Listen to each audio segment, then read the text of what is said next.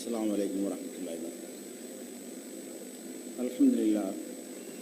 அல்ஹம்துலில்லாஹி நஹ்மதுஹு வ நஸ்தஈனுஹு வ நஸ்தக்ஃபிருஹு வ நஊது பில்லாஹி மின் ஷுரூரி அன்ஃபுஸினா வ மின் ஸய்யிஆத்தி அஅமாலினா.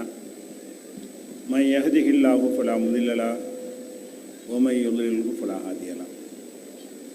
வ அஷ்ஹது அல்லா இலாஹ இல்லல்லாஹு வஹ்தஹு லா ஷரீக லஹு வ அஷ்ஹது அன்ன முஹம்மதன் அப்துஹு வ ரசூலுஹு அம்மா பஅத்.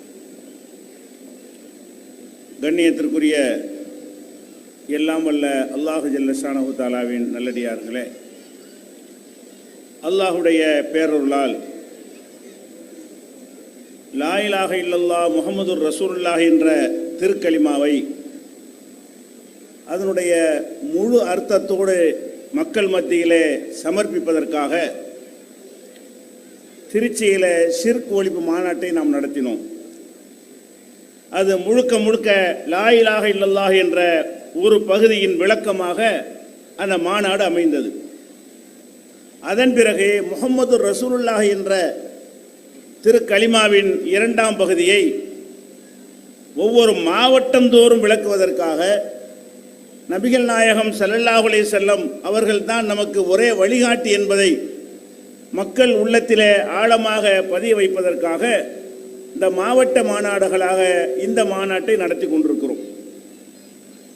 இன்றைய மாநாட்டிலே எனக்கு தந்திருக்கிற தலைப்பு நபிகள் நாயகம் ஸல்லல்லாஹு அலைஹி வஸல்லம் அவர்களுடைய இறுதி பேருரை என்ற தலைப்பு தந்திருக்கிறார்கள். இறுதி பேருரை என்று சொன்னால், நபிகள் நாயகம் ஸல்லல்லாஹு அலைஹி வஸல்லம் அவர்கள் ஒரு தடவை தான் ஹஜ்ஜு செய்திருக்கிறார்கள். அதை கடைசி ஹஜ் என்று சொல்வார்கள். முதல் ஹஜ் அதுதான். அவர்களுடைய ஹஜ்ஜிலே பல்லாயிரக்கணக்கான மக்கள் குழுமி இருந்த அந்த சபையிலே அவர்கள் ஆற்றிய உரைதான் இறுதி பேருரை என்று சொல்லப்படுகிறது. அதற்கு பிறகு 3 மாதம் நபிகள் நாயகம் ஸல்லல்லாஹு அலைஹி வஸல்லம் உயிரோடு இருந்தார்கள். துல்ஹஜ் மாசத்திலே இந்த இறுதி பேருரை நிகழ்த்துகிறார்கள். அதன் பிறகு 3 மாத காலம் மதீனாவிற்கு வந்து உயிரோடு இருந்து ரபியுல் அவ்வலில் தான் மரணமடைந்தார்கள். அந்த 3 மாதங்களிலெல்லாம் சின்ன சின்ன உரைகள், ஜும்மா உரைகள்லாம் நிகழ்த்தியிருக்கிறார்கள். இருந்தாலும் அனைத்து முஸ்லீம்களையும் திரட்டி வைத்து கொண்டு பல்லாயிரக்கணக்கான மக்களை ஒரு திறந்த வெளியிலே கூட்டி அவர்கள் ஆற்றிய உரைதான் இறுதி பேருரை என்று சொல்லப்படுகிறது. அப்ப இந்த இறுதி பேருரை என்பது ஒரு மனிதனுடைய இறுதியான போதனையை நம்ம முக்கியத்துவத்தோடு கவனிப்போம். ஒரு தந்தையுடைய சொல்லை கேட்டு நடக்காத ஒரு மகன் கூட தந்தை மரண வேளையிலே சிலதை சொல்வார் இல்லையா, அதை கூர்ந்து கேட்பான்.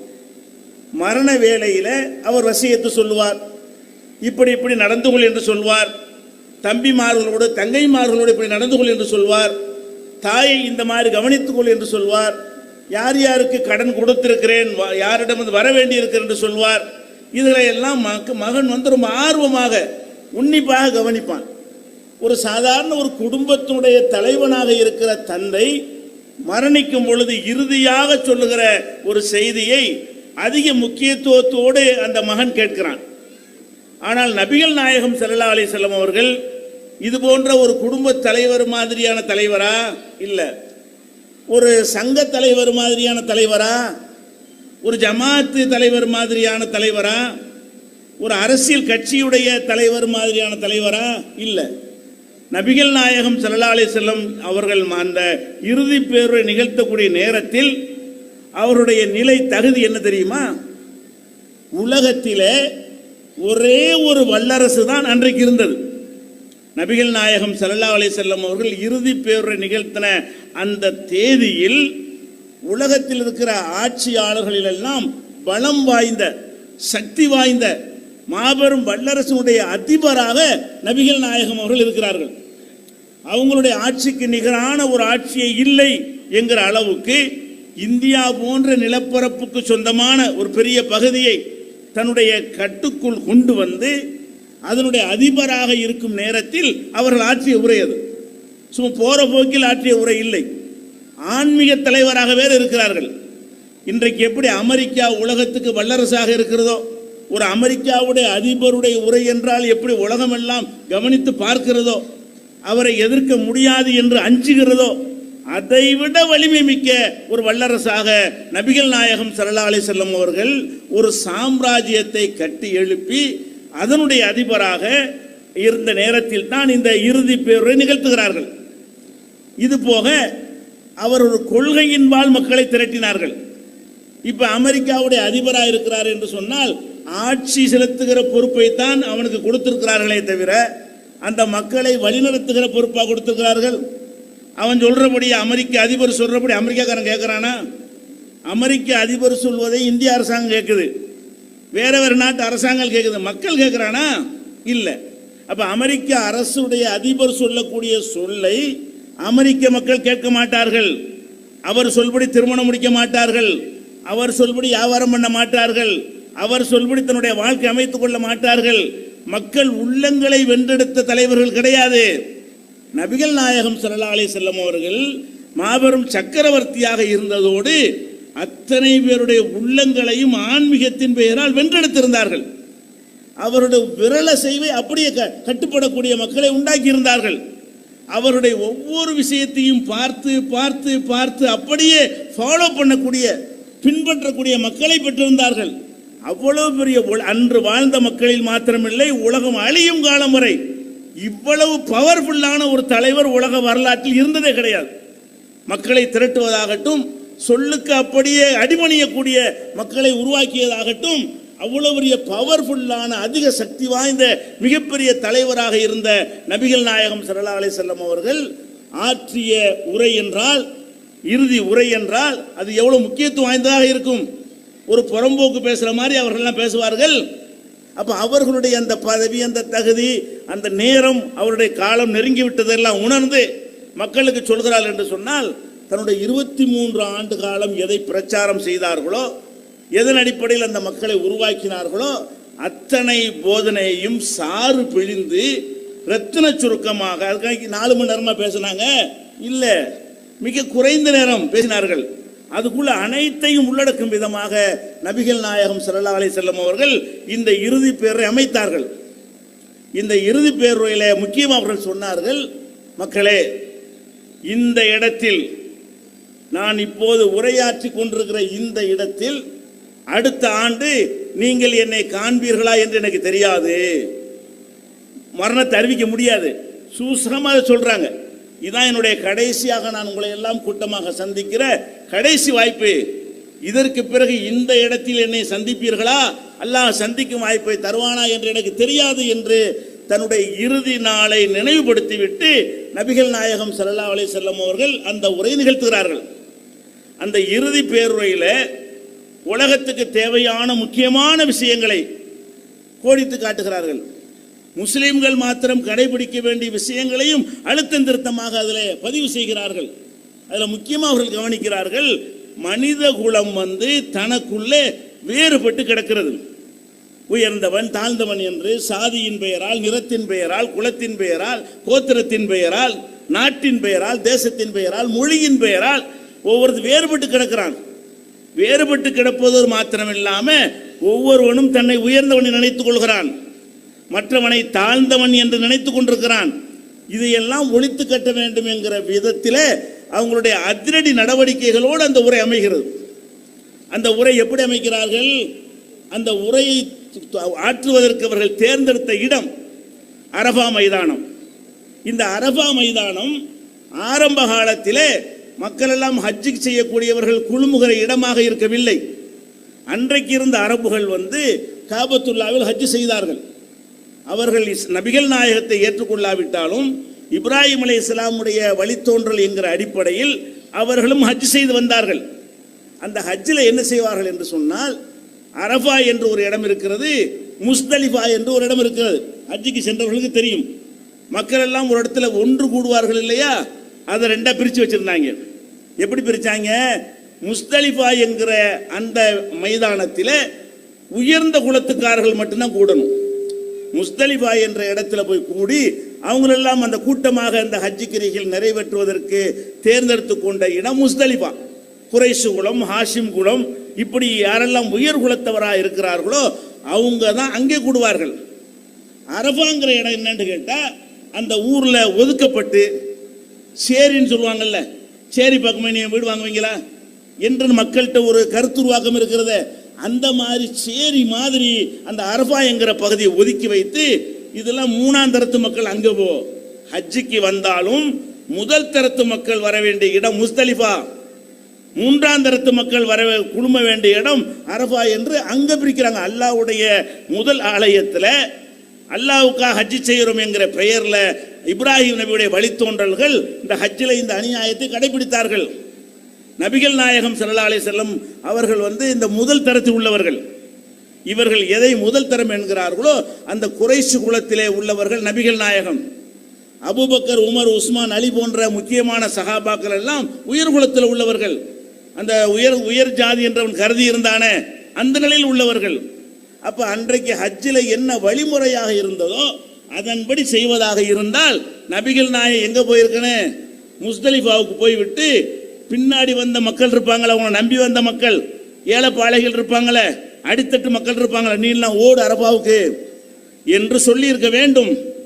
நபிகள் நாயகம் ஸல்லல்லாஹு அலைஹி வஸல்லம் அவர்கள் முதல்ல புரட்சி ஆரம்பிக்கிறாங்க. அந்த உரை நிகழ்த்துவதற்கு தேர்ந்தெடுத்த இடம் என்ன தெரியுமா?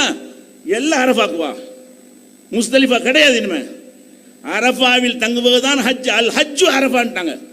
ஹஜ்ஜினாலே இனி அரஃபா தான். அரஃபாவுடைய எந்த அரஃபாவை நீ தீண்டத்தகாதவர்களுக்கு உரியது என்று ஒதுக்கி வைத்திருக்கிறாயோ, எந்த அரஃபா மைதானத்தில் உயர் சாதியினர் கால் வைக்க கூடாது என்று சொல்கிறாயோ, அந்த அரஃபாவில் தான் நான் குழும போகிறேன். என்னை பின்பற்றி வருகிற எல்லா மக்களும் வரப்போகிறார்கள். எனக்கென்று உயர் சாதியை சேர்ந்த எனக்கு ஒதுக்கி வைத்திருக்கிறாயே, அங்கே நான் வரமாட்டேன் என்று சொல்லி எல்லா மக்களையும் அரஃபாவில் குழும செய்தார்கள். அடி எப்படி அடி? அந்த உயர் சாதியினருக்கு இதுக்கு நிகரான ஒரு அடி இருக்குமா? என்னடா இப்போ நம்ம இவ்வளோ காலங்காலமாக கட்டி காத்துட்டு வந்திருக்கோம், அவ்வளவையும் ஒரு செகண்ட் அடிச்சு தகர்த்துட்டாரே என்று புரட்சியை செயல் வடிவத்தில் கொண்டு வருகிறார்கள். அப்போ அந்த உரையாற்றுவதற்கு இன்றைக்கு நம்ம அரஃபாவில் கூடுகிறோம். அரஃபாவில் கூடு வரலாறு என்ன? அனைவரையும் சமமாக நிறுத்துவதற்காக நபிகள் நாயகம் ஸல்லல்லாஹு அலைஹி வஸல்லம் அவர்கள் மாற்றி அமைத்த புரட்சியின் அடையாளம் தான் அரஃபா மைதானம். அந்த அரஃபா மைதானத்திலே குழுமி வைத்து மக்களுக்கு என்ன செய்கிறாங்க? அறிவுரை சொல்கிறார்கள். அந்த அறிவுரைலாம் எப்படி இருந்தது? இதுதான் முக்கியமான அறிவுரை தான். அவர்கள் ஆற்றிய அறிவுரையில் மனித குலத்துக்கு சொன்ன முக்கிய விஷயம் என்ன? அல்லாஹ் இதை குர்ஆன்ல சொல்றான், சும்மா அஃபீலு மின் ஹைது அஃபாலன் நாஸ். இந்த ஒடுக்கப்பட்ட மக்களை எந்த இடத்துல வைத்திருக்கிறானோ அங்கிருந்து நீங்களும் புறப்படுங்கள். உயர் சாதியினர் கூடுகிற இடத்திலே புறப்படாதீர்கள். எல்லாம் அந்த அடித்தட்டு மக்கள் கூடுகிற அரஃபாவுக்கு பொங்கல் என்று சொல்லி அல்லாஹ்வும் திருமறை குர்ஆன்ல கட்டளை எடுக்கிறான். அங்கே போய் கொண்டு மக்களுக்கு சொல்கிறார்கள், அறிவுரை பாருங்க, அலா அறிந்து கொள்ளுங்கள், யா அய்யுஹன்னாஸ், மக்களே, இன்ன ரப்பக்கும் வாஹிதுன், உங்கள் அத்தனை பேருக்கும் இறைவன் ஒரே ஒருவன் தான். நீங்கள் எந்த நாட்டிலிருந்து வந்திருந்தாலும் சரி, எந்த மொழி பேசுவோராக இருந்தாலும் சரி, எந்த குலத்தை சேர்ந்தவர்களாக இருந்தாலும் சரி, எந்த நிறத்தில் நீங்கள் இருந்தாலும் சரி, உங்கள் அத்தனை பேருக்கும் ரப்புக்கும் வாஹிதுன், உங்கள் அனைவருடைய ரப்பு ஒருவன் தான். இதை கூட பல பேர் சொல்லுவார்கள். ஒன்றே குலம் ஒருவனே தேவன் ஒருத்தன் தான் என்று ஒரு மந்திரமாக, சடங்காக, அர்த்தமற்ற ஒரு உளறலாக சொல்வார்கள். அதுக்கடுத்து சொன்ன விஷயம் முக்கியமானது.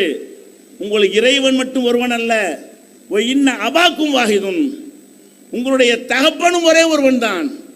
உங்க அத்தனை பேருக்கும் தகப்பன் ஆதம் அலைஹிஸ்ஸலாம். அப்போ ஒரு தந்தைக்கு அத்தனை பேரும் பிறந்தால் அந்த சமூகத்தில் உயர்ந்தவன் என்று ஒருத்தன் சொல்லிக்கொள்ள முடியுமா? ஒரு ஐயர் இருக்கிறார் என்றால் அவர் யாரு? அவரும் ஆதமுடைய மகன்.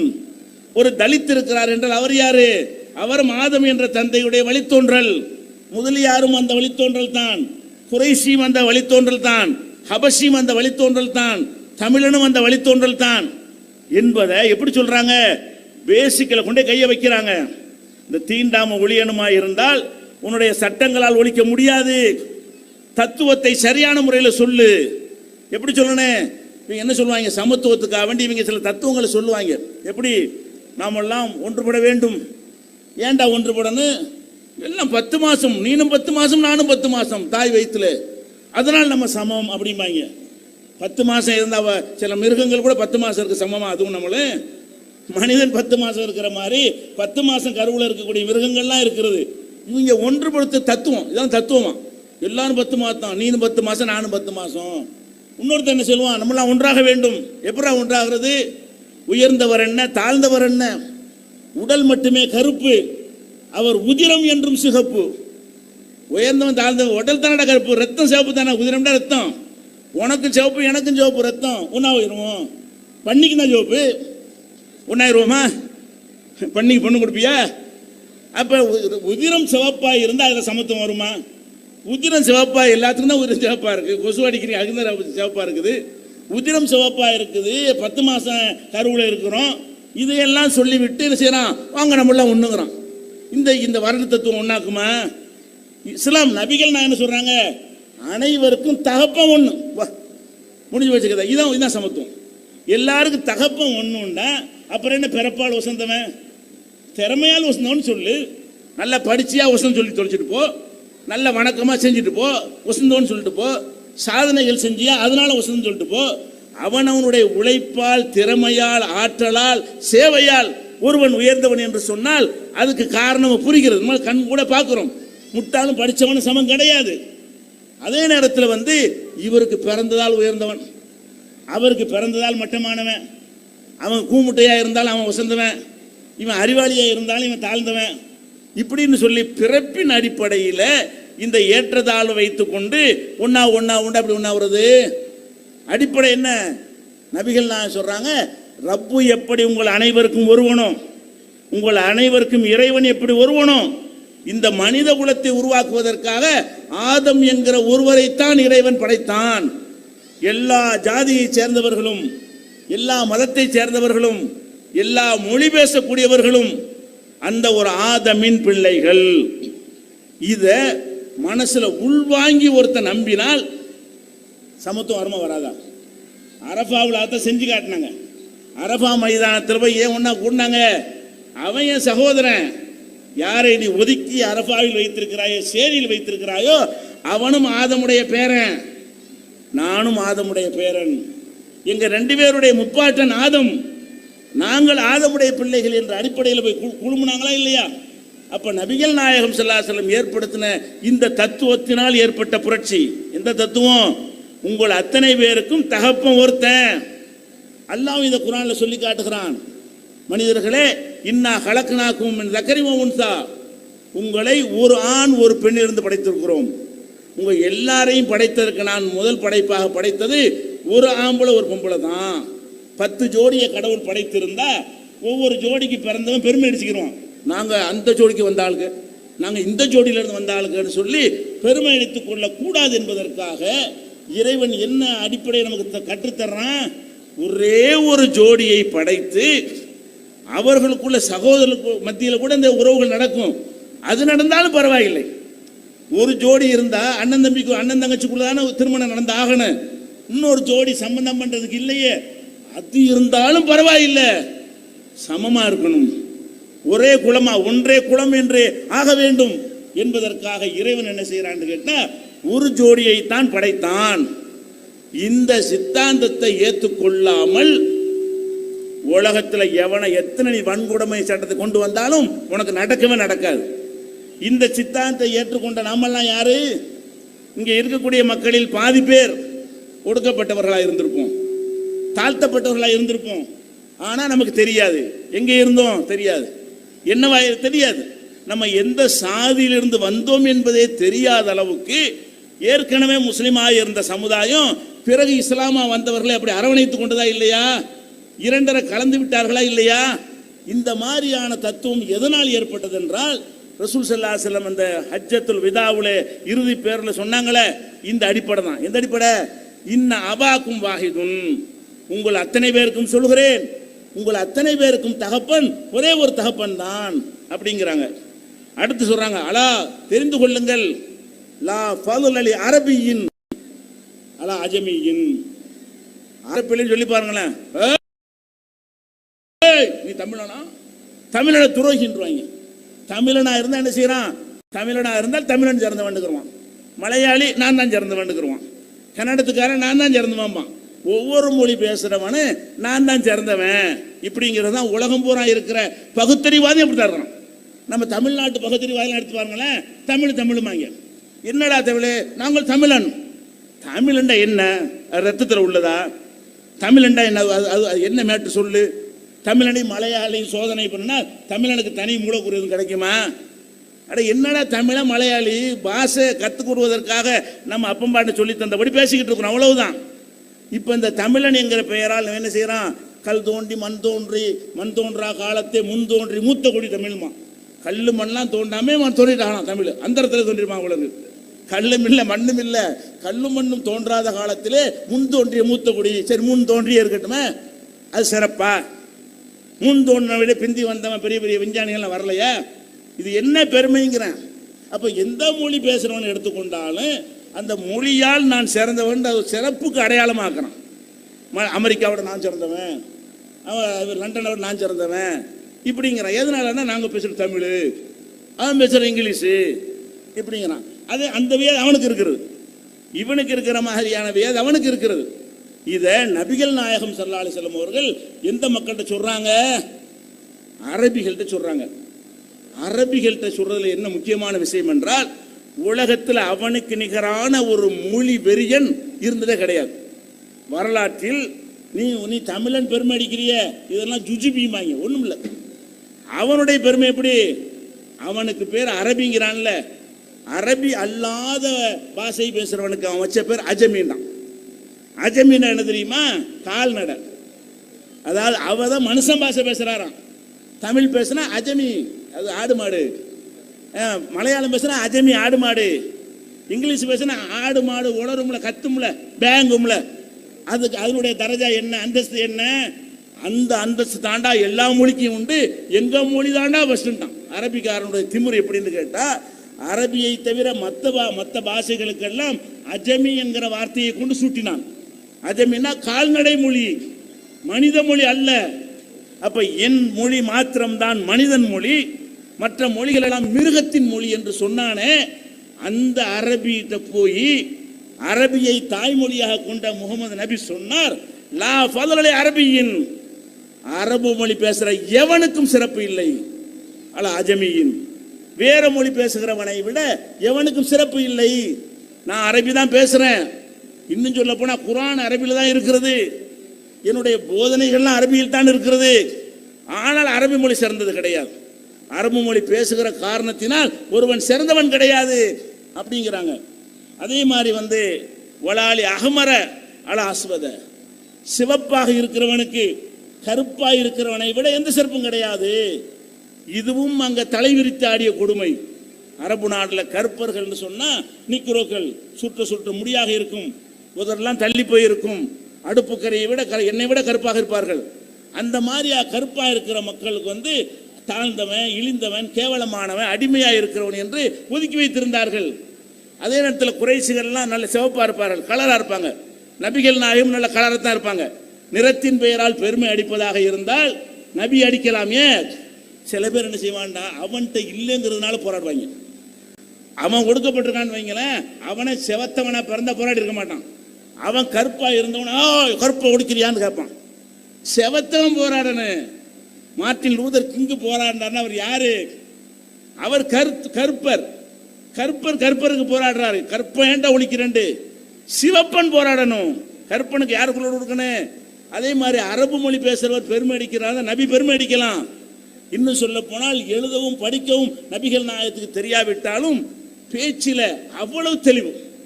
அரபு மொழியில பேசுவதற்கு அப்சஹுல் அரபு, அரபியில தெல்ல தெளிவாக பேசுகிறவர். எழுத படிக்க தெரியாது, பேச்சில் கரை கண்டவர் நபிகள் நாயகம். அப்ப மொழியை வைத்து பெருமை அடிக்காம படிக்க தெரியாதவன் நினைஞ்சிடலாம். என்னடா மொழின்றாங்க, அவனுக்கு தெரியல, இங்கிலீஷ் தெரியணும் வைங்களேன், இங்கிலீஷ்ல ஒரு பாஷை அப்படிமா. ஏன் அவ படிச்சிருக்க மாட்டாங்க? அவனுக்கு படிக்கலன்னு சொன்னா அதை எதிர்ப்பாங்க. முகமது நபியை பொறுத்த வரைக்கும் அந்த மொழியிலே கரை கண்டவர். அவருக்கு பட்டமே என்னன்னா அப்சஹுல் அரபுமாங்க. அரபியிலே அவர் தான் ரொம்ப விற்பனர். பேச்சில் அவ்வளவு தெளிவாக பேசக்கூடிய அந்த பேச்சுடைய ஆற்றலாலும் மக்களை கவர்ந்த அந்த தன்மை எல்லாம் கொடுத்திருந்தான். ஈர்க்கக்கூடிய ஒரு சக்தி அவர்களுக்கு கொடுத்திருந்தான். அப்ப அந்த மாதிரியாக இருந்தும் சொன்னார்கள், நான் நல்ல அரபி பேசுவேன், அதனால் சிறந்தவன் கிடையாது அப்படிங்கிறாங்க. கலரை எடுத்துக்கிட்டீங்கன்னா அப்படி கலர் நபிகள் நாயகம் ஸல்லல்லாஹு அலைஹி வஸல்லம் கலர் இருக்க நிறத்தை வைத்து பெருமை அடிப்பதாக இருந்தால் அவர்கள் அடிக்கலாம். அந்த மாதிரியான எந்த கோபம் வந்துருச்சுன்னு சொன்னா மாதுளம்பழம் கலருக்கு சிவப்பா மூஞ்சி மாறிடுமா. சிவப்புன்னா எந்த அளவு சிவப்புன்னா மாதுளம்பழம் அறுத்தோன்னு சுளை சிவப்பா இருக்குமே செம்மாதுளை, அந்த செம்மாதுளை சுளையை போல முகமெல்லாம் அப்படின்னு கோவப்படும் போது செக்கச்சவேர்னு மாறிடும். அது மற்ற நேரத்தில் எப்படி இருக்குன்னு பார்த்து கொஞ்சம் குறைவா இருக்கும். அப்போ இந்த உளவு கலர்ல இருந்த ரசூல்லா கலரை வச்சு நிறத்தை வச்சு பெருமை அடிக்கலாமா இல்லையா? அடிக்கல. என்ன சொல்றாங்க? ஒலா அஹ்மர அலா அஸ்வத, சிவப்பா இருக்கிற எவனுக்கு கருப்பா இருக்கிற எவனை விட சிறப்பு இல்லை. கருப்பனும் சமம்தான் சிவப்பனும் சமம்தான் என்று நபிகள் நாயகம் சொன்னார்கள். சொன்னது மட்டுமா, அதை செஞ்சும் காட்டினாங்க. அவங்களுக்கு பர்சனல் செக்ரட்டரியா வைத்திருந்தது பிலால் தான். பிலால் தான் என்ன செய்யறாங்க, எதா இருந்தாலும் பிலாலே பிலாலே பிலால்னு கூப்பிடுவாங்க. அவர் யாரு? அவர் கற்பர், நீக்ரோ, அடிமையா விற்கப்பட்டவர், எஜமான அடித்து துன்புறுத்தப்பட்டவர். அவரை விடுதலை செய்யப்பட்ட பிறகு அவர் இஸ்லாத்தை ஏற்ற பிறகு அவர் கொடுத்த அந்தஸ்து என்ன? அவர் அபூபக்கர் என்ன செய்வார்னு கேட்டா செய்யுதுனா பாரு, எங்கள் தலைவரையும் பாரு. உமர் அவரை பார்த்து தலைவரையும் பாரு. உமர் அபூபக்கர்லாம் பெரிய குலத்தை சேர்ந்தவர்கள், பெரிய குடித்தனக்காரர்கள், பெரிய பாரம்பரியம் உள்ளவர்கள். அந்த பாரம்பரியம் உள்ள அபூபக்கர் உமரே பிலாலை செய்யுதுனா எங்கள் தலைவர் என்று கருப்பரை சொல்லுகிற அளவுக்கு அந்த மக்கள்கிட்ட மாற்றம்.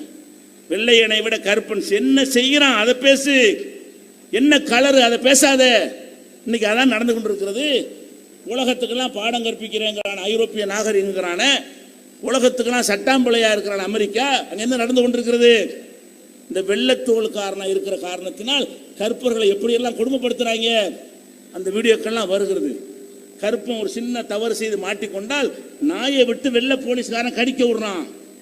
அதை ரகசியமா வீடியோ எடுத்து பரப்புகிறார்கள். பல மாதங்கள் அந்த கலவரம் அடங்குவதற்கு கொந்தளிச்சிருச்சு கருப்பு மக்கள்.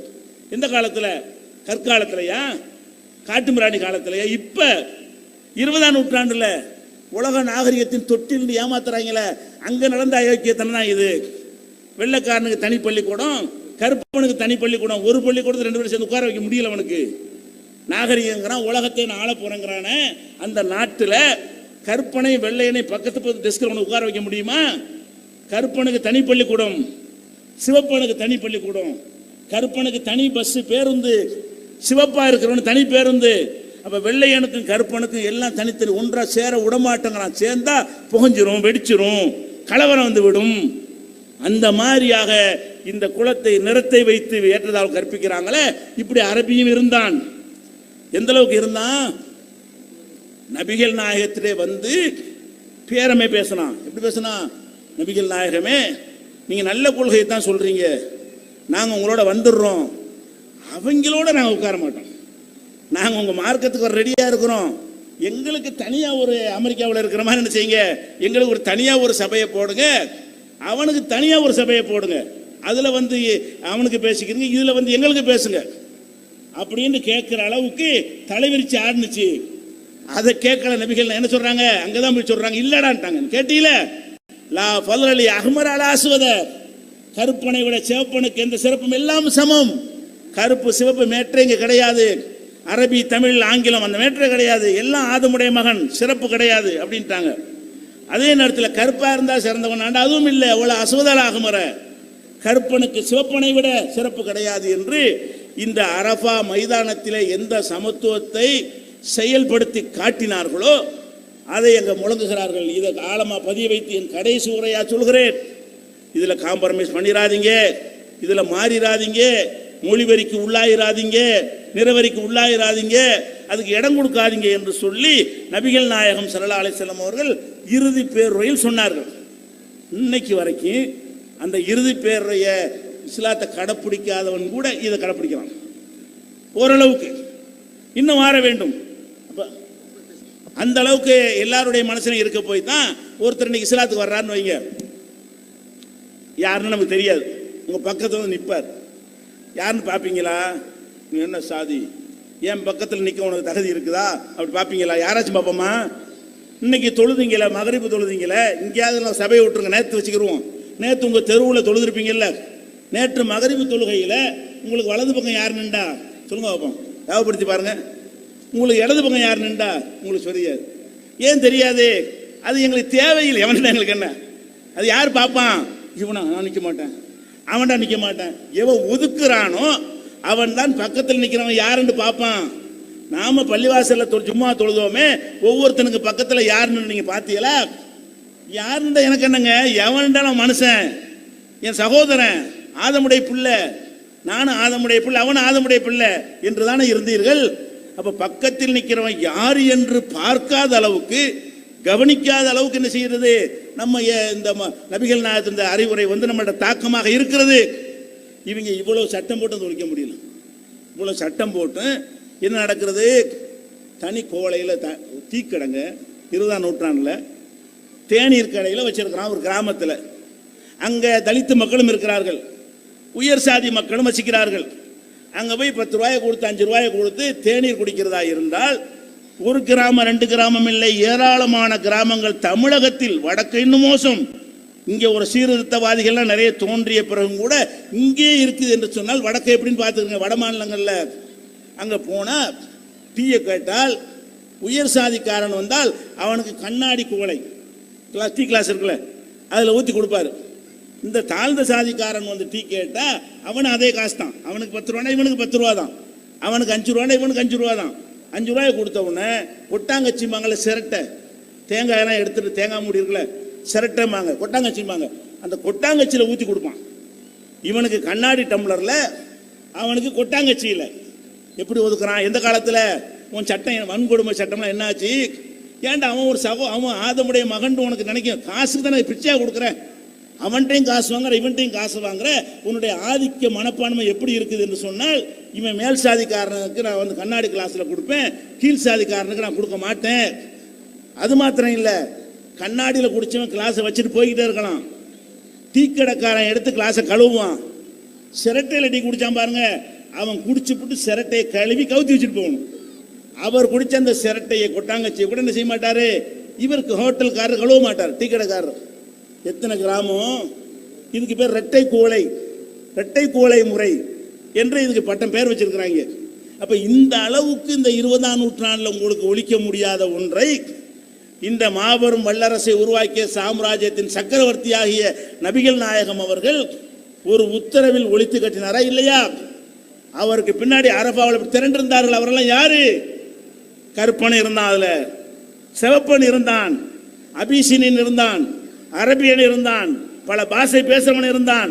பல மொழி பேசக்கூடிய மக்களை ஒரு சபையில் திரட்டி வைத்துக் கொண்டு அந்த மக்கள்கிட்ட சொன்னார்கள், எவனுக்கு சிறப்பு இல்லை, இறை அச்சத்தை கொண்டு மட்டும்தான் சிறப்பே இருக்கே தவிர, நடத்தைக்கு தான் சிறப்பே இருக்கே தவிர இதுக்கு இல்லைன்னு டிக்ளேர் பண்ணாங்க. அப்ப இந்த இறுதி பேரில் சொல்ல வேண்டிய விஷயத்தை ஆழமாகவும் அழுத்தமாகவும் தத்துவார்த்த ரீதியாகவும் எந்த தத்துவத்தை ஒப்புக்கொண்டால் எதனால தீண்டாம வருது? நீ எங்கே பிறந்த? நாங்கள் வந்து அந்த கடவுளுடைய தலையிலிருந்து வந்தோம், நீ வந்து தோல்லிருந்து வந்த, நீ வந்து தொடையிலிருந்து வந்த, நீ வந்து காலில். கடவுள் 4 இடத்துல பிறந்திருக்காங்களாம். தலையிலிருந்து வந்ததனால் நான் சிறந்தவன். தலை சிறந்தது தானே, தலையிலிருந்து வந்ததனால் நான் சிறந்தவன். அப்போ தோல்லிருந்து வந்தால் அது 2ஆம் தரஜாவன். அதுக்கப்புறம் தாழ்த்தப்பட்ட மக்களுக்கு அந்த கடவுள்கிட்ட வரல, அவன் பஞ்சமன். 5ஆம் ஜாதி. இந்த 4 பேர் தான் கடவுள்கிட்ட வந்தாங்க. அவங்களாம் யாரு? இந்த கடவுள்கிட்ட வரவே இல்லை, 5ஆம் சாதின்னு சொல்லி அவரை பஞ்சமர் ஆக்கிவிட்டாங்க. அதுக்காக தான் காந்தி என்ன பண்ணாரு, அந்த கடவுள் இல்லாட்டி போடா, உனக்கு வர ஹரியணி வச்சுக்க. ஹரி இருக்காரு விஷ்ணு, அது அந்த விஷ்ணுடைய பிள்ளைன்னு ஆக்கிடுவோம், ஹரிச்சன் பேர் வச்சுட்டார் அவர். காந்தி தான் வேற ஒரு கடவுளுடைய பிள்ளைன்னு அப்போ மாற்றிவிட்டாங்க. இந்த 4 பேர் ஒரு கடவுள்கிட்ட வந்தவங்களாம். இந்த ஹரிஜன் யாரு? அவன் ஹரி கடவுள்லேருந்து வந்தவன், அவனையும் பிரித்து விட்டு இப்படி மனிதன் எங்கேருந்து வந்தான் என்ற பேசிக்கு தப்பாக இருக்கிற வரைக்கும் உன்னால் எந்த சட்டத்தையும் போட்டு ஒழிக்க முடியாது. ஏன்? உள் மனசில் பதிஞ்சு போச்சு. எப்படி? நான் நீரப்பட சமம், நான் தலையிலேருந்து வந்தவன் அப்படிங்கிறான். அவன் எப்போ திருந்துவான்? அடை உன் அப்பன் யார்? இப்படி சாதாரணமாக சிந்திச்சு பாருங்களேன். இன்னைக்கு 700-800 கோடி மக்கள் உலகத்தில் வாழ்கிறாங்கன்னு சொன்னால், ஒரு 100 வருஷத்துக்கு முன்னாடி 500 கோடி இருப்பார்கள். இன்னும் 100 வருஷத்துக்கு முன்னாடி போனால் ஒரு 100 கோடி இருந்திருப்பார்கள். இன்னும் போனால் 50 இருந்திருப்பார்கள். இன்னும் போய்கிட்டே இருங்க. 10 கோடி, 10 லட்சம், 1 லட்சம், 10,000, 1000, 500, 200, 300, 2 வைக்கும். இதானே இது. இப்படி குறைச்சிட்டே போனீங்கன்னா இந்த ஜனத்தொகையை குறைத்து கொண்டே போனால் கடைசியாக ஒரு ஜோடியில் போய் முடிய போகிறது. இதுதான் அறிவுபூர்வமானது. இந்த தத்துவத்தினால் சமத்துவம் ஏற்படும், சகோதரத்துவம் ஏற்படும். அப்போ மனிதகுல சமத்துவத்தை இவ்வளோ அழுத்தமாக இப்போ கூட எவனும் சொல்லலை, 1400 வருஷத்துக்கு சொன்னாங்க. எந்த காலத்தில் காதில் ஈயத்தை காய்ச்சி ஊற்றுவான், அந்த காலத்தில். இந்த காலத்தில் அது செய்ய முடியல. வேதத்தை கேட்டால் காதில் ஈயத்தை காய்ச்சி ஊற்ற முடியுமா உனக்கு இன்னைக்கு? இந்த காலத்தை விட அந்த காலம் எவ்வளோ கொடூரமான காலம். அந்த கொடூரமான காலத்திலே இந்த மாபெரும் புரட்சி ஏற்படுத்தின நபிகள் நாயகம் அவர்கள் இறுதி பேருரையில் இதை முக்கியமான செய்தியாக மக்களுக்கு வழங்கினார்கள். அது மாத்திரம் இல்லை, சாதாரணமாக ஒரு உறுப்பினராக வர்றதுங்கிற விஷயம் வேற. அந்த மக்களுக்கு சொல்றாங்க, நீங்கள் ஒரு சமுதாயம் ஆகிவிட்டீர்கள், உங்களுக்கு தலைவராக பல பேர் வருவார்கள்.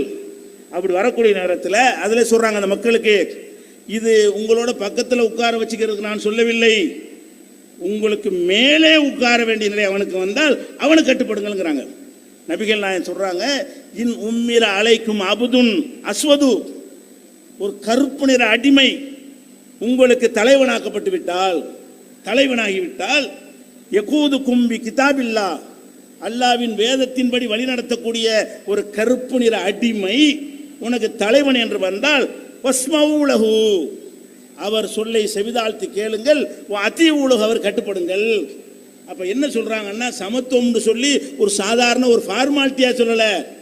இந்த சமத்துவம் எப்படி இருக்க வேண்டும் என்றால், அவனும் நாளைக்கு தலைமைத்துவத்துக்கு வருவான், வர முடியணும். நீ வர்ற மாதிரி அவனும் வருவான். நீ வந்தால் அவன் கட்டுப்படுவான், அவன் வந்தால் நீ கட்டுப்பட வேண்டும். இப்ப தலைமைத்துவத்துக்கு கருப்பு நிறத்தில் உள்ள அடிமையாக இருக்கிறவன் உன் தலைமைத்துவத்துக்கு வந்து விட்டான் என்று சொன்னால், ஃபஸ்மவுலஹு, அந்த தலைவனுக்கு கட்டுப்பட்டு, அத்தியுலு செவிதாழ்த்தி, அத்தியுலஹு, அவனுக்கு கட்டுப்பட்டு நடங்கள் என்ற அளவுக்கு இந்த தலைமை வரைக்கும் வரலாம், மேலே வரைக்கும் வரலாம். அதுக்கு அவனுடைய அந்த கருப்பு நிறம் தடையாக இருக்காது என்கிற அளவுக்கு இந்த ஒரு போதனையும் நபிகள் நாயகம் ஸல்லல்லாஹு அலைஹி வஸல்லம் சொல்கிறார்கள். அப்போ இது மனித குலத்துக்கு இறுதி பேரில் முக்கியமாக வலியுறுத்தல் என்னன்னு கேட்டால், எல்லாம் சகோதரன் பாருங்க, நம்மள்கிட்ட கூட இந்த பிரித்து பார்க்குற தன்மை கொஞ்சம் கொஞ்சம் இருக்கிறது. பிற மத சகோதரர்கள்ட்ட அவங்களுடைய கொள்கையில் நமக்கு உடன்பாடு கிடையாது, அது வேறு விஷயம். அவர்கள் சிலை வணங்கினால் நாம் வணங்க மாட்டோம், அது வேறு விஷயம். அவர்களுடைய மூட நம்பிக்கைகள் நமக்கு உடன்பாடு இல்லை, நம்ம வழிபாடு வேற, அவங்க வழிபாடு வேற, இதிலெல்லாம் நம்ம பிரிந்து கிடக்கலாம். ஆனால் அவனும் மனுஷன், நாமளும் மனுஷன். அவனுக்கு இந்த உலகத்தில் ஒரு துன்பம் வந்தால், முஸ்லீமுக்கு வந்தால் எப்படி உதவாயோ அப்படி உதவணும், அவனை அனுசரிக்கணும். இப்போ இரத்த தானம் என்று தமிழ்நாடு தௌஹீத் ஜமாத்தில் செய்கிறோம். யாருக்கு செய்கிறோம்? அதிகமாக முஸ்லீம் அல்லாத மக்கள் தான் அதில் பயன்பெறுகிறார்கள். நம்ம சின்ன சமுதாயம் கொஞ்சம் தான் தேவைப்படும். அதிகமான மற்றவர்களுடைய ரத்தங்கள் எல்லாம் செட் ஆகுறது வேற இல்லை. ஏன்? எல்லாம் போதைக்கு அடிமை, முக்காவாசி அந்த ரத்தத்தை எடுக்க மாட்டேங்கிறான். முஸ்லீம்கள் பெரும்பாலும் போதைக்கு ஆளாகிறது இல்லையா, அவங்க ரத்தம் தான் ஏற்றுவதற்கு தகுதியானதாக இருக்கிறது. நம்ம ஏன் அதிகமாக செய்கிறோம் என்று கேட்டால், அவங்க அழைச்சிக்கிட்டு போகிற டாஸ்மாகலாம் வந்த பிறகு வேற சமுதாய மக்களில் நிறைய பேருடைய ரத்தம் ரிஜெக்ட் பண்ணி விட்டுறான் டாக்டர். அது போதைக்கு அடிக்ட் ஆகிட்டாரு, அவனுடைய பாதிப்பு ரத்தத்தில் இருக்கும், அந்த ரத்தத்தை இன்னொருத்தனுக்கு ஏற்ற முடியாது, அவனையும் பாதிச்சிடும் என்கிற அளவுக்கு இருக்கிறதுனால இப்போ ரத்த தானம்னு கொடுக்குறோமே, அது எல்லாத்துக்கும் நம்ம ஏன் செய்ய முடிகிறது? நமக்கு நம்ம அப்துல் காதரா கொடு, இப்ராஹிமா பார்த்து கொடுன்னு நம்ம சொல்ல மாட்டேங்கிறோம்.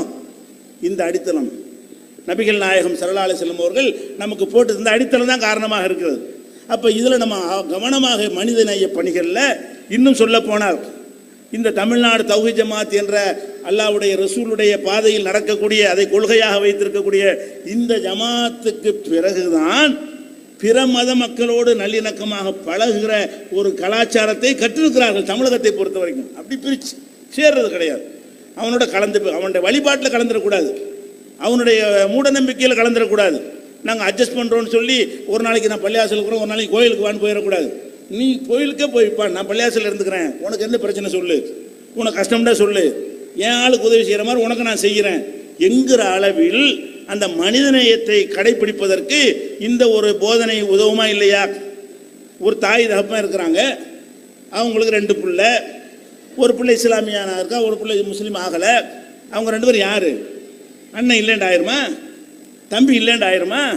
அவன் கொள்கையை நம்ம ஏற்றுக்கிற மாட்டோமே தவிர, அண்ணன் தம்பி 2 பேரில் ஒரு அண்ணனோ தம்பி இஸ்லாத்துக்கு வந்து விட்டான், இன்னொருத்தன் வரவில்லை. அது எப்படி நம்ம பார்க்கணும்? உன் கொள்கைக்கு நான் வரமாட்டேன், என் கொள்கை தான் சரி, அதில் அட்ஜஸ்ட்மெண்ட் பண்ண மாட்டேன். நீ கஷ்டப்பட்டால் உன்னை நான் கவனிப்பேன், என் சகோதரன். இப்படி பார்க்கணும் இல்லையா? இந்த மாதிரியான பார்வையை இந்த அறிவுரை மூலமாக நபிகள் நாயகம் அவர்கள் சொல்கிறார்கள். இது ஒரு முக்கியமான தேவையான விஷயம்.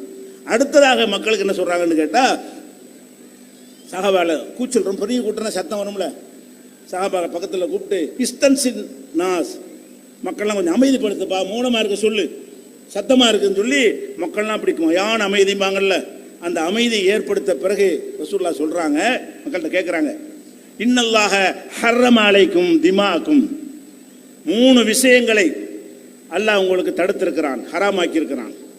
3 விஷயங்களை ஹராமாக்கி இருக்கிறான். என்ன ஹராமாக்கி இருக்கிறான்? திமாக்கும், உங்களுடைய உயிர்கள். உயிர்கள் ஹராம்னு என்ன அர்த்தம்னா, ஒருத்தனுடைய உயிரை நீ எடுக்க முடியாது. ஒருத்தனுடைய உயிரை இன்னொருத்தன் வந்து எடுப்பதற்கு எந்த ஒரு பர்மிஷனும் மனிதனுக்கு கிடையாது, அது ஹராம் அப்படிங்கிறாங்க. அம்பாளுக்கும், பொருள்களை, என் காசை நீ எடுக்கக்கூடாது, உன் காசை நான் எடுக்க முடியாது. அப்போ அடுத்தவனுடைய பொருள்களை உங்களுக்கு அல்லாஹ் ஹராமாக்கி இருக்கிறான். அடுத்தவனுடைய உயிர்களை அல்லாஹ் உங்களுக்கு ஹராமாக்கி இருக்கிறான். அடுத்தவனுடைய மானம் ஆறாலக்கும், அடுத்தவனுடைய மானம் மரியாதைகளை அல்லாஹ் உங்களுக்கு ஹராமாக்கி இருக்கிறான், தடுத்திருக்கிறான். எப்படி தடுத்திருக்கிறான்? ஏனோ தானோன்னு தடுத்திருக்கிறானா? ஒரு ஃபார்மாலிட்டிக்கு சில பேர் தடுப்பாங்கல்ல, அதுக்கு அர்த்தம் என்ன? யாரும் பஸ் கொளுத்துறாரு, கொளுத்துன்னு அர்த்தம். தலைவர் மேடையில் பேசுவார், என்னை கைது செய்தால் நீங்கள் யாரும் பஸ்ஸெல்லாம் கொடுத்துடக்கூடாது, புரியுதா? என்ன அர்த்தம்? 4 பஸ் எரிஞ்சிடும் பேசிட்டு இருக்கும்போது. அப்போ அந்த மாதிரி ஃபார்மாலிட்டி ஆகிது. கூட்டத்துக்காக சொல்லுவாங்கல்ல, செஞ்ச ஏற்கு மாதிரி அர்த்தம் சொல்லி வச்சிருப்பாங்க கிளாஸில், கரெக்டாக வேணாண்ட வேணுன்ற அர்த்தம், செய்யணும் செய்கின்ற அர்த்தம். அந்த மாதிரியா சொன்னாங்க? இல்லை, அல்லாஹ் வந்து ஹராமாக்கி, என்னத்தை ஹராமாக்கிட்டான்? அடுத்தவனுடைய உசுரை எடுக்கிறது ஹராம், அடுத்தவனுடைய சொத்தை எடுக்கிறது ஹராம், அடுத்தவனுடைய மானத்தில் விளையாடுவது, அவதூறு சொல்வது, பழி சொல்வது, அவனுடைய மானத்துக்கு பங்கம் விளைக்கும் விதமாக பொய்களை பரப்புறது, இதுகளெல்லாம் ஹராம். அது எந்த மாதிரி ஹராம் தெரியுமா? எந்த மாதிரி ஹராம்? இந்த புனித மண்ணிலே, இந்த காபாங்கிற மக்காங்கிற இந்த ஊர் இருக்க, இந்த ஊரில் ஒரு தவறு செய்கிற எவ்வளோ பெரிய ஹராமும், மற்ற இடத்தில் செய்கிற தவறை விட இந்த ஊரில் தவறு செய்கிறது பெரிய குற்றம் தானே. அந்த மாதிரி மற்ற மாதங்களில் செய்கிற தவறை விட இந்த ஹஜ்ஜி மாதத்திலே செய்கிற தவறு கடுமையான குற்றம் தானே. அந்த அப்படி உதாரணம் காட்டுறாங்க. ஃபி பலதிக்கும் ஹாதா ஃபி ஷஹரிக்கும் ஹாதா, உங்களுடைய இந்த ஊரில் எப்படி மற்ற புனிதமாக கருதப்படுகிறதோ அதே மாதிரி இந்த மாதம் எப்படி புனிதமிக்கதாக கருதப்படுகிறதோ அந்த மாதிரி மற்றவர்களுடைய உயிர்கள் புனிதமானவை. ஹராமானவை என்றால் புனிதமானவை, உனக்கு விளக்கப்பட்டவை அப்படின்னு அர்த்தம். மற்றவர்களுடைய பொருள்கள் விளக்கப்பட்டவைங்கிறாங்க. அப்போ இதில் என்ன மெசேஜ்? எதுக்கு எடுத்தாலும் 8 அணாவுக்கு கொலை செய்யக்கூடிய ஒரு கூட்டம் அது. நபிகள் நாயகம் ஸல்லல்லாஹு அலைஹி வஸல்லம் வருவதற்கு முன்னாடி 50 பைசா கொடுக்கல் வாங்கல் விவகாரத்துக்காக வேண்டி ஒருத்தனை கொல்லுவான். அவங்க ஒன்றாலும் பரவாயில்லை, 10 தலைமுறைக்கு வசியத்து பண்ணிட்டு போயிடுவான். நான் கொல்ல முடியாவிட்டால் என் புள்ள கொல்லுவான், என் புள்ள கொல்ல முடியாவிட்டால் என் பேரன் வந்து அவன் பேரனை கொல்லுவான், இப்படின்னு சொல்லி வசியத்து பண்ணிட்டு போற அளவுக்கு காட்டு மிராண்டிகளாக இருந்தது யாரு? அந்த சமுதாயம். அவங்கள்ட்ட சொல்றாங்க, எதுக்கு எடுத்தாலும் ஆயுதம், எதுக்கு எடுத்தாலும் கத்தி, எதுக்கு எடுத்தாலும் மனுஷ ரத்தத்தை ஓட்டுறது, இந்த வேலையை நீங்கள் செய்ய இந்த மாதிரி இருக்க வேண்டும் என்றால் இந்த காபா என்கிற புனித ஆலயத்தில் வந்து நீ தப்பு செய்ய யோசிப்பியா இல்லையா? தப்பு செய்யறவனே அங்க வந்து செய்வானா? தப்பு செய்யறவனே அந்த புனித மாதத்தில் இடத்துல செய்வானா? அப்ப அந்த மாதிரியாக நீங்கள் பிறருடைய மானத்தையும் உயிரையும் அவங்களுடைய பொருளாதாரத்தையும் செல்வத்தையும் நீங்கள் பேண வேண்டும். மக்கள் அமைதிப்படுத்திவிட்டு இதை ஒரு பெரிய அறிவுரையா சொல்றாங்க. இதானுங்க எல்லாத்துக்கும் அடிப்படை. இன்னைக்கு நாட்டில் சட்டம் ஒழுங்கு பஞ்சாயத்துலாம் என்ன காரணங்கிறீங்க? இதானே காசுக்காக மானத்துக்காக தானே. என் மேலே ஒரு அவதூறு சொல்லிவிட்டால் நான் போய் அறுவாள் எடுத்துக்கணும், அவன் வெட்ட போகிறேன். என் சொத்தை பறிச்சுக்கிட்டான்னு சொன்னால் அவனு வெட்டுறதுக்கு போகிறேன், என்னை வெட்டிட்டாங்கிறக்கா இவன் போய் வெட்டுறதுக்கு போகிறான். அப்போ சின்ன சின்ன விஷயங்களுக்கெல்லாம்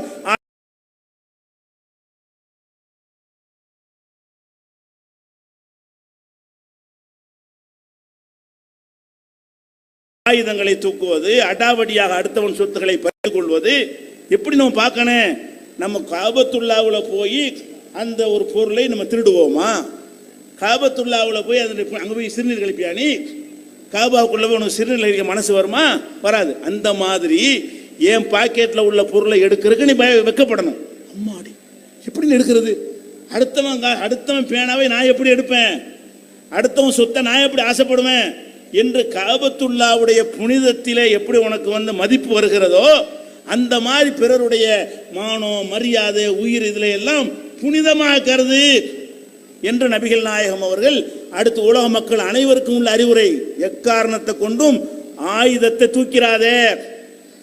ஆயுதம் தூக்குறான்னு அவர்கள் இல்லை, பவர் அவர்கிட்ட தான் இருக்குது. அவ்வளோ பெரிய சூப்பர் சக்கரவர்த்தி ஆகிட்டு சொல்றாரு, அந்த விளையாட்டு வேணாம். யுத்தம்னு வந்தா போருக்கு போவார், அது ஒரு விஷயம், தனி விஷயம். இது வந்து சாதாரண மக்கள் மத்தியில் உள்ள நடைமுறைகளில் இதை செய்யக்கூடாதுங்கிறாங்க. இன்னும் சொல்ல போனா லா தர்ஜிஉ பாதி குஃபாரா, எனக்கு பிறகு நீங்கள் இறை காஃபிர்களாக ஆகிவிடாதீர்கள். எனக்கு என்னோட இருக்கிற வரைக்கும் நீங்க முஸ்லீமா இருந்துட்டீங்க, எனக்கு பிந்தி நீங்கள் காஃபிர்களாக ஆகிவிடாதீர்கள்ங்கிறாங்க. அது எப்படி காஃபிர் ஆகுறது? அல்லாஹ் இல்லைன்னு சொல்றதா? அதுவும் காஃபிர் தான். அதை சொல்லல ரசூல் ஸல்லல்லாஹு அலைஹி வஸல்லம். என்ன சொல்றாங்கன்னு கேட்டா, யல்ரிபு பாலுக்கும் ரிகாப பாலின், உங்களில் ஒருவர் மற்றவர் கழுத்தை வெட்டி கொலை செய்து காஃபிர் ஆகிவிடாதீர்கள். உங்களில் ஒருத்தன் இன்னொருத்தனை கொலை பண்ணுனீங்க, காஃபிர். கொலை பண்ணுவது எவ்வளவு பெரிய குற்றம். அடுத்தவனுடைய உயிரை நீங்கள் எடுத்தீர்களே, ஆனால் எனக்கு பிறகு நீங்கள் காஃபிராகி விடாதீர்கள். எப்படி காஃபிர் ஆவீங்க?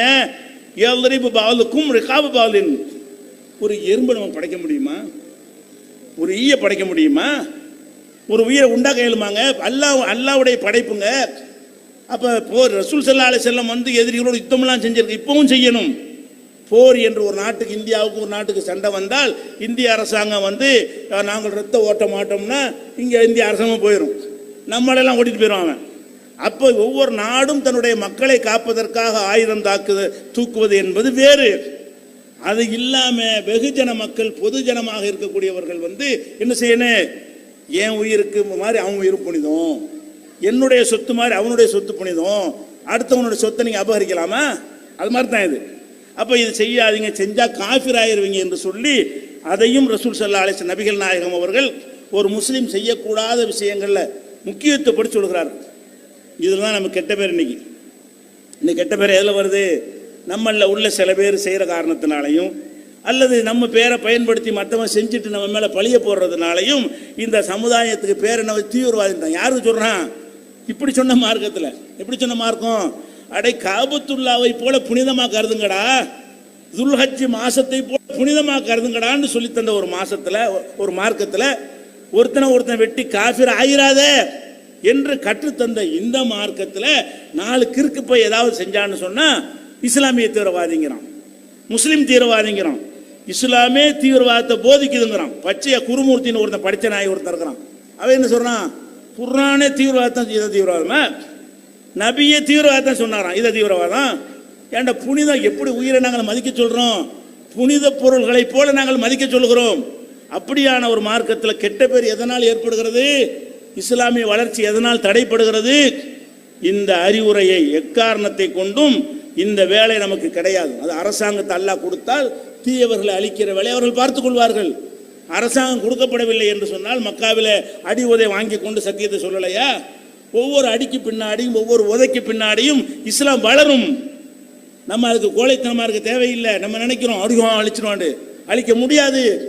ஒருத்தனை அழிச்சா 100 பேர் பார்ப்பான், ஏன்டா அழிச்சிங்க, எதுக்கிட்ட அவனை கொண்டுட்டீங்க, என்னடா சொன்னான் என்று பார்க்க ஆரம்பித்தால் 100 பேர் இங்கே வருவான்.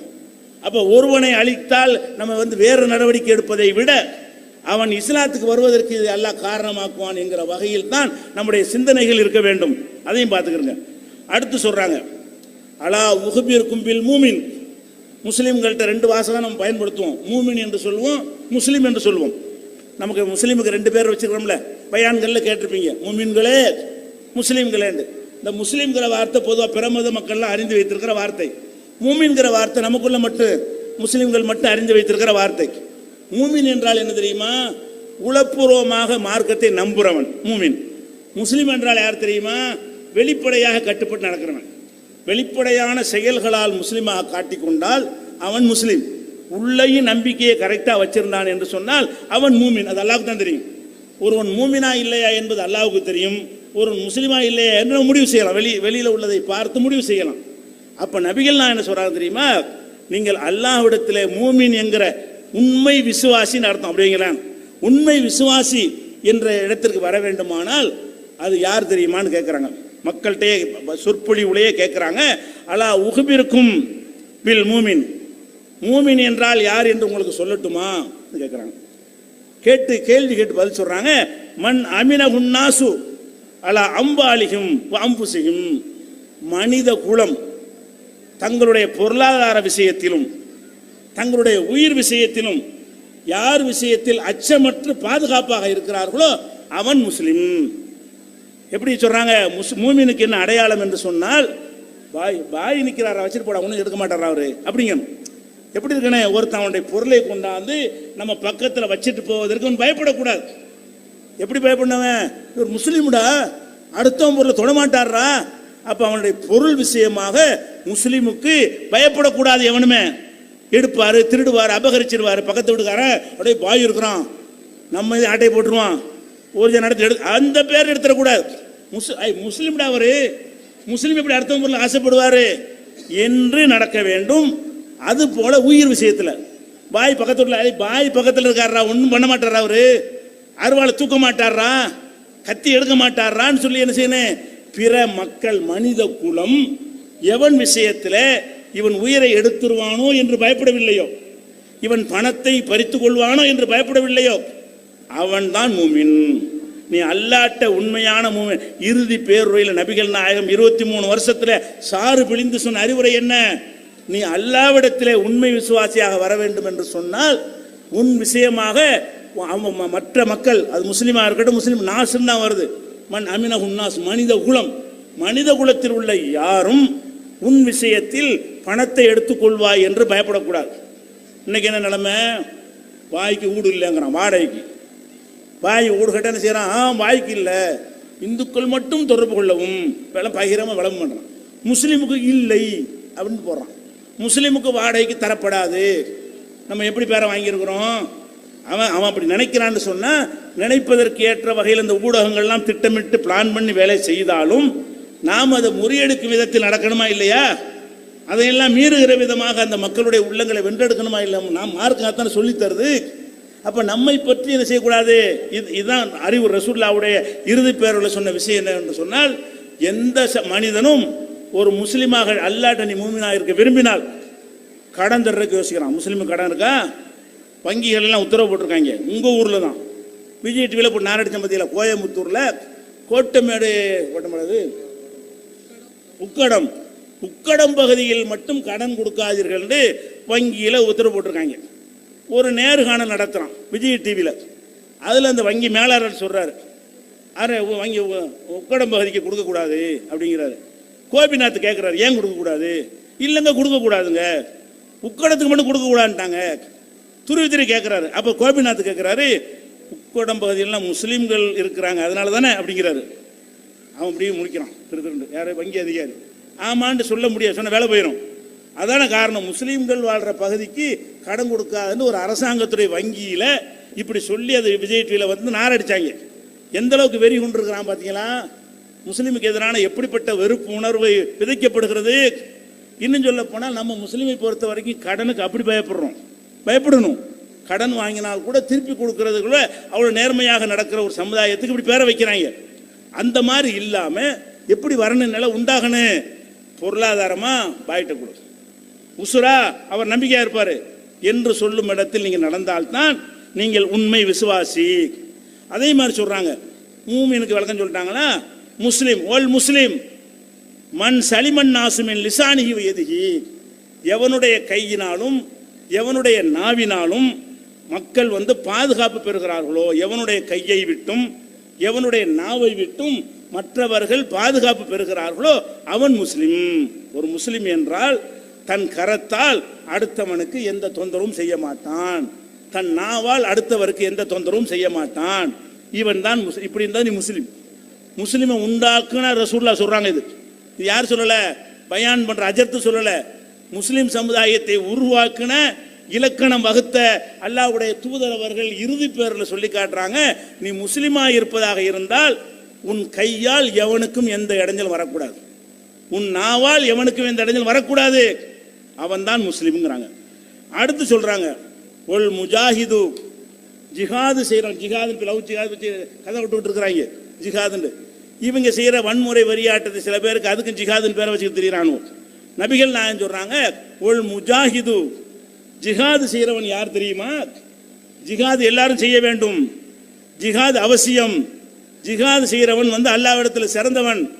அவன் யார்னு ரசூலுல்லாஹ் விளக்குறாங்க. ஒல் முஜாஹிது, ஜிஹாது செய்கிறவன் யார் என்று கேட்டால் மன் ஜாஹத நஃப்ஸஹு ஃபீ தாஅத்தில்லாஹ், தன்னுடைய நஃப்ஸை தன்னுடைய ஆத்மாவை அல்லாஹ்வின் வழிபாட்டிலே அடக்கி ஆள்றானே அவன் தான் முஜாஹிது. முஜாஹிதுனா யாரு? தொலை போகணும்னு நினைக்கிறோமா, சைத்தான் வேணாமா போட்டா உன் சொல்ல கேட்க மாட்டேன்னு நீ பள்ளிவாசலுக்கு போயிட்டேன்னா நீ முஜாஹிது. நோன்பு வைக்க போறியா, ஏன்டா நோன்பு வந்து பட்னியா போறேன்னு சைத்தான் தூண்டுவான். சைத்தானு கட்டுப்பட மாட்டேன் நோன்பு வச்சேன்னு வையி, நீ முஜாஹிது. முஜாஹிது என்று சொன்னால் நஃப்ஸை வெல்றவன், நம்முடைய மனோ இச்சைகளை ஜெயிப்பவன். தப்பான ஆசைகளை நம்ம உள்ள தூண்டுமையானால் அதை எதிர்த்து ஜெயிக்கிறவன். ஒரு பெண்ணை பார்த்தோன்னு தப்பா நடக்கணும்னு உனக்கு தோணுதா, அப்படி போயிட்டேன்னு வை, நீ முஜாஹிது இல்லை. அல்லாஹ்வுக்கு பயந்து திரும்பிட்டேன்னு வை, நீ முஜாஹிது. முஜாஹிது முஜாஹிது என்று சொன்னால் தீமையான செயல்களை விழுந்து விடாமல் தன்னை கண்ட்ரோல் பண்றவன், தன்னை கண்ட்ரோல் பண்றவன், தன்னை தியாகம் பண்றவன், இவன் தான் ஜிஹாது செய்கிறவன். அப்ப ஜிஹாது ஜிஹாது என்றால் என்னவென்று இறுதி பேருரையிலே நபிகள் நாயகம் விளக்குகிறார்கள். என்ன விளக்குறாங்க? முஜாஹிதானி ஜிஹாது செய்கிறவனா ஆசைப்பட்டாயானால் என்ன செய்யணும்? உன்னுடைய மனோ இச்சையை வென்று ஜெயித்து நீ நல்லவனாக வாழ்ந்து காட்ட வேண்டும் அப்படிங்கிறாங்க. அதே மாதிரி உல் முஹாஜிரு மன் ஹஜரல் ஹத்தாயா ஓ துனூப், ஹிஜ்ரத்து செய்கிறான மக்காவிலேருந்து மதீனாவுக்கு போகிறது மட்டும் ஹிஜ்ரத் இல்லை, பாவங்களை வெறுக்கணும், அதான் ஹிஜ்ரத். ஹிஜ்ரத்னா வெறுக்குன்னு அர்த்தம். மக்கா வெறுத்து மதீனாவுக்கு போகிறது அதெல்லாம் ஹிஜ்ரத்து. பாவங்களையும் குற்றங்களையும் வெறுக்கிறவன் தான் முஹாஜிர் என்று ரசூல் ஸல்லல்லாஹு அலைஹி வஸல்லம் சொல்றாங்க. இப்படி மக்களுக்கு தேவையான மனிதன் உரிமையை மதிக்கிற விஷயம், மனுஷனுக்கு மனுஷன் அநியாயம் செய்யக்கூடாது என்று மனித குலத்துக்கு உள்ள விஷயங்களையா சொல்றாங்க. அதே மாதிரி சொல்றாங்க அல் ஆரியத்து முஅத்தாத்துன், இரவல் வாங்கினால் திருப்பி கொடுத்து விடுங்கள். அதெல்லாம் மட்டும் இருக்கு, இரவலை வாங்கிட்டு வந்துடுவோம், 2 நாளைக்கு கேட்குறானு பார்ப்போம், 3 நாளைக்கு பார்ப்போம், அப்படி வச்சுக்கிறோம். இரவல்ங்கிற ஒரு சின்ன டைமுக்கு யூஸ் பண்ணுறது பார்த்தீங்கன்னா இரவல். இரவல் தானே என்ன அர்த்தம்? 1 நாள் தேவைக்கு 2 நாள் தேவைக்கு வாங்கினா அதுக்கு ஒரு இரவல். ஒரு வாளியை தாங்க தண்ணி இறைச்சி தர்றேன்னா இறைச்சிட்டு உனக்கு கொடுத்துட வேண்டியது தானே. ஒரு கத்தியை தாங்க வெட்டி பிடி தர்றேன் அப்படின்னு கொடுத்துட வேண்டியது தானே. ஒரு குறிப்பிட்ட சமையல் பெரிய பாத்திரம் இல்லை, பக்கத்து வீட்டில் வாங்குறீங்களா, அடுத்த நிமிஷம் கொண்டு கொடுத்துடணும். இரவல் என்றால் எப்போ அந்த வேலை முடியுதோ அதுக்கு மேலே நம்மள்ட்ட இருக்கக்கூடாது. ஒரு ஆரியத்து மாத்தா, இதெல்லாம் மனுஷ உரிமையாக பேசுகிறாங்க. இவன் கடவுளை மற மனுஷனை நினைக்கிறாங்க. என்ன செய்யணுமா? கடவுளை மறந்தா தான் மனுஷன் நினைக்குவாங்களாம். கடவுளை நினைச்சா தாண்டா மனுஷனை ஒழுங்கா நினைக்க முடியும். கடவுளை நினைத்தானையானால் மனிதனை நன்றாக நினைப்பான். வாரி வாரி வழங்குவதில் கடவுளை நினைக்கக்கூடிய நம்மோடு கடவுளை மறக்கக்கூடியவர்கள் ஒரு காலத்திலும் போட்டி போட இயலாது, ஜெயிக்க முடியாது. கடவுளை நினைத்து கடவுளுக்கு பயந்து பார்த்து கொண்டிருக்கிறான், கேட்டுக்கொண்டிருக்கிறான், அவனிடத்தை பதில் சொல்ல வேண்டும், பரிசு பெற வேண்டும் என்ற எண்ணம் மனுஷனை அதிகமாக நினைக்க தூண்டுகிறது. கொல்லாதே, பொருளை சுரண்டாதே, அவதூறு சொல்லாதே, இதெல்லாம் என்ன செய்கிறது? நமக்கு கடவுளை மறக்காமலேயே மனுஷன் நினைக்க வைக்கிறது.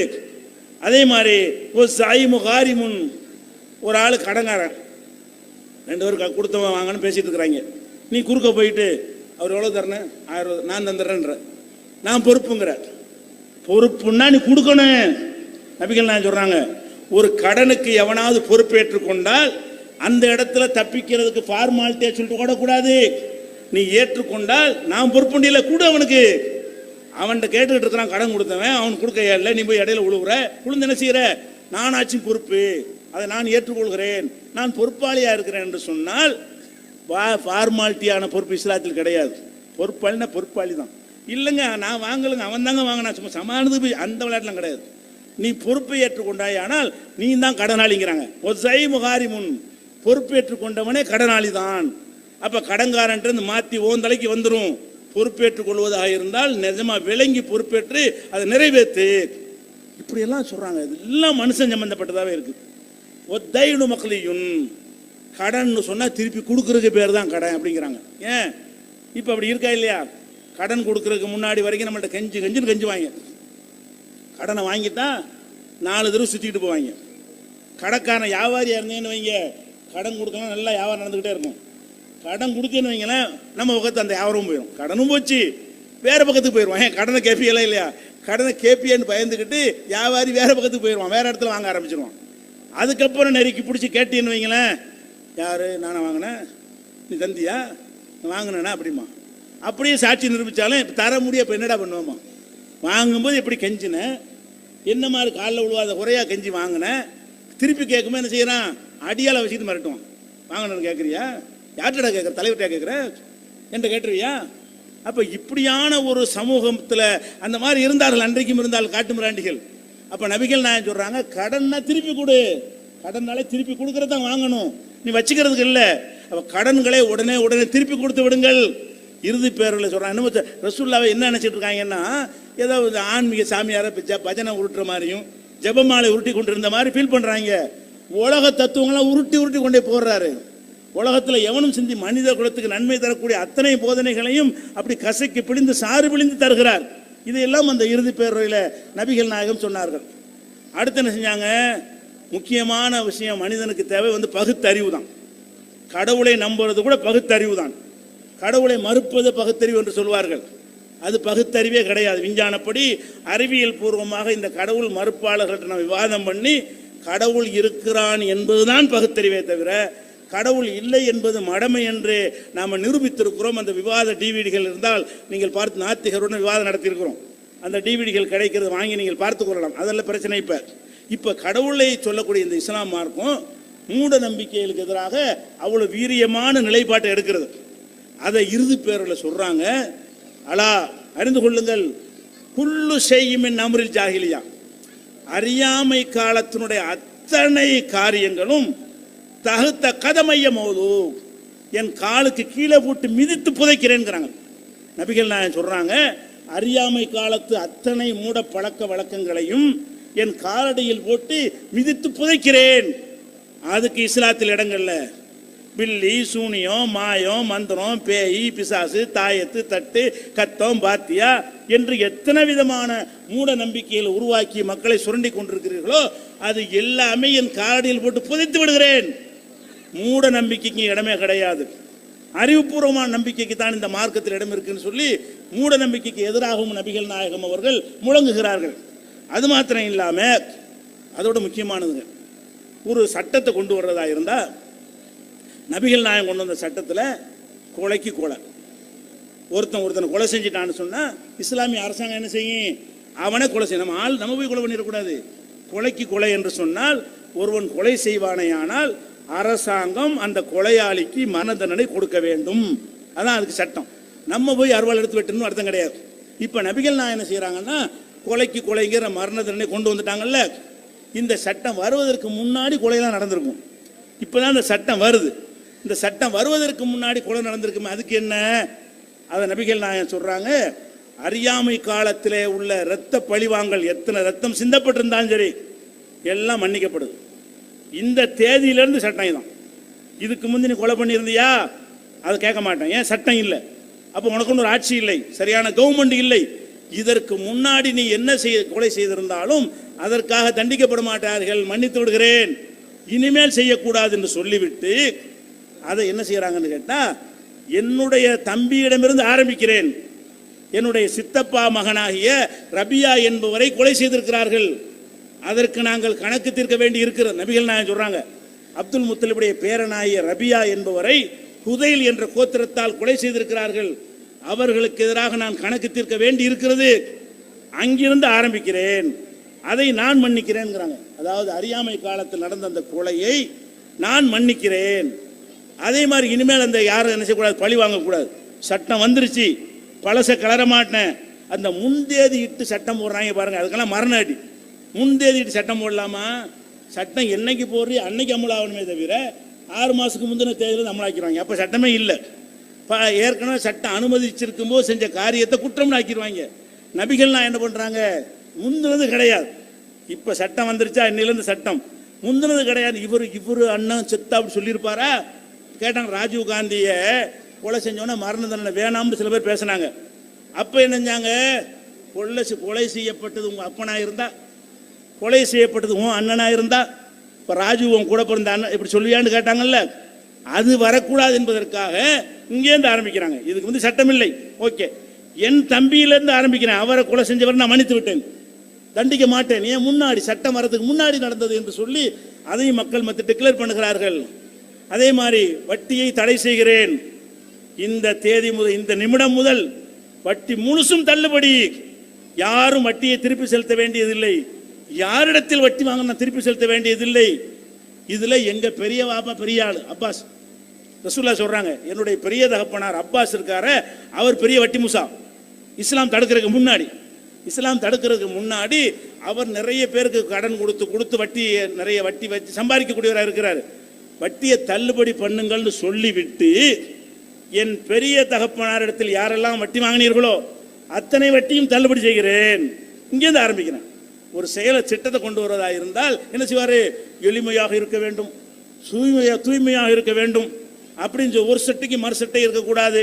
இப்படி எல்லாம் சொல்லக்கூடிய ஒரு பிரதமர் 10 லட்ச ரூபாய் கோட்டு போடுறாருல, அது இங்கே கிடையாது.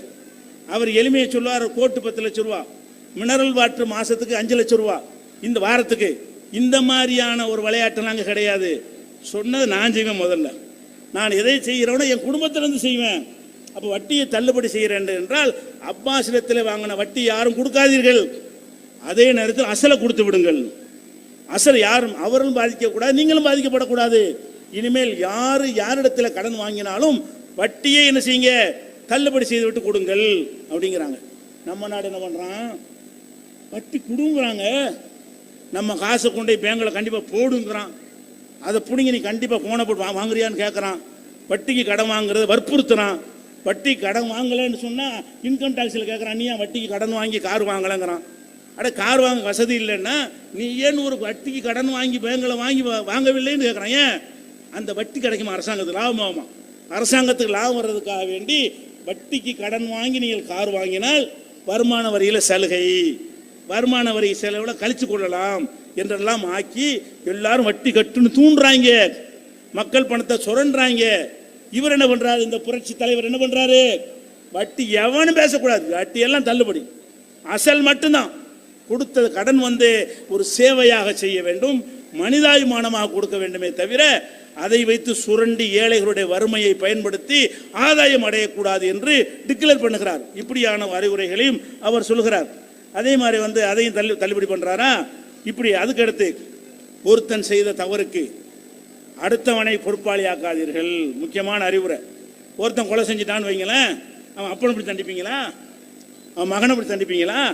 அப்ப லாயிஜினி ஜானின் இல்லாத நப்சிகி, எந்த குற்றவாளியாக இருந்தாலும் அதனுடைய பொறுப்பாளி அவன்தான்.